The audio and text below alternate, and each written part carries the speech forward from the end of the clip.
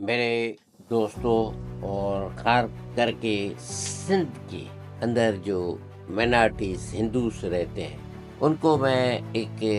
حقیقت بتا رہا ہوں کہ جو 2018 میں honourable supreme court of Pakistan Islamabad نے جو سو موٹو ایکشن دیا تھا اور ہیومن رائٹ کیس چلا تھا، اور اس میں 2 ججمنٹ دی تھی، ایک پہلی دی تھی 7 دسمبر اور دوسری 24 دسمبر کو۔ ان میں جو ایکشن لیے گئے تھے اور اس کی یہ بتانا ہے کہ امپلیمنٹیشن کیسے ہو رہی ہے۔ بہت ساری چیزوں کی امپلیمنٹیشن ہوتی رہتی ہے، کافیوں کی نہیں ہوتی ہے، حالانکہ یہ سپریم کورٹ آف پاکستان ہے، سب سے بڑی پاکستان کی، پورے پاکستان کی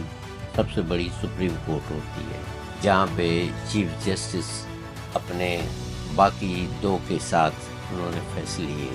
فیصلہ لیا تھا اور سارا کچھ انہوں نے امپلیمنٹیشن کرانے کے لیے زور دیا تھا۔ تو اس میں یہ 2 باتیں تھی کہ جو پراپرٹی جس کے نام ہندوؤں کے ہیں، ان کی پراپرٹی ان کے نام پہ ہے، ان کی خریدی ہوئی رجسٹری ان کی یہ نام پہ ہے، اور قبضہ ان سے چھینا گیا تھا، لے لیا تھا، الیگل انکروچمنٹ ہو گئی تھی۔ تو ان کی سپریم کورٹ نے یہی آرڈر کیا تھا کہ جو پراپرٹیز ہندوز کے نام پہ ہے لیکن قبضہ دوسروں کا ہے، تو ان سے یہ پراپرٹی لے کے اس شہر کے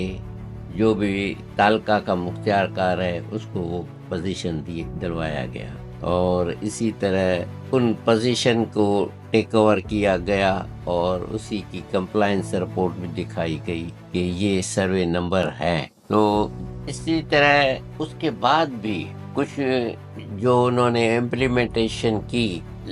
اس کے بعد انہوں نے امپلیمنٹیشن کرنے کے بعد بھی اس میں تبدیلی کر دی، اور اس قسم کی تبدیلیاں ہوئی ہیں جو دیکھ کے یا سن کے بڑا عجیب سا لگ رہا ہے، کہ مثلاً ہے کہ میرے زمین پہ جو میرے ایگریکلچر لینڈ تھی اس پہ 68 گھر بن چکے ہیں، اور اس کے جو مختلف قسم کے لوگ تھے، 65 کے قریب لوگ انہوں نے قبضہ کیا ہوا تھا، اور ان جو قبضہ کیا ہوا تھا تو ان کے لیے یہی حکم ہوا تھا کہ ان سے جو رینٹ اکارڈنگلی کلیکٹ کی جائے، جو کہ اس ایریا کے لحاظ سے تھی، لیکن میرے خیال میں تو وہ صحیح نہیں تھی، کیونکہ ایک گھر ہے اس کی رینٹ انہوں نے مختار کار نے جو مقرر کی تھی وہ کی تھی 2742 روپے ایوریج لگائی ہے، اور 68 گھروں کی جو ٹوٹل بنائی وہ تھی 1,68,500 ایک مہینے کی۔ تو یہ اتنی کم تھی، اور 6 سال گزر گئے ہیں لیکن اس کے باوجود بھی اس کی رینٹ کوئی نہیں بڑھی، حالانکہ قانون یہ ہے سلک یہ ہے کہ کم از کم 3 سال کے بعد جو ہے نا وہ رینٹ بڑھتی ہے، لیکن یہاں کوئی رینٹ نہیں بڑھ رہی ہے۔ دوسری بات یہ ہے کہ یہ رینٹ ملنی چاہیے تھی، اور وہ رینٹ جو ہے نا اس وقت جو پہلے فروری 2021 تک ہے، اب وہ فروری سے لے کے مارچ اور اپریل مئی تک آ گئی ہے، اس کے بعد پھر نہیں آئی ہے، یعنی مئی 21 سے یہ رینٹ پیمنٹ آ چکی ہے۔ کہاں 2021، کہاں 2025 آ گئے ہیں، تو اتنے سالوں کی، یعنی کہ 2021 سے 2022، 2023، 2024، 3 سال اور 25 کے یہ سارے مہینوں کے مطلب ہے کہ ویسے مئی 2021 سے بعد میں رینٹ جمع نہیں ہوئی ہے۔ کیوں نہیں ہوئی ہے؟ کس کے پاس جا رہی ہے؟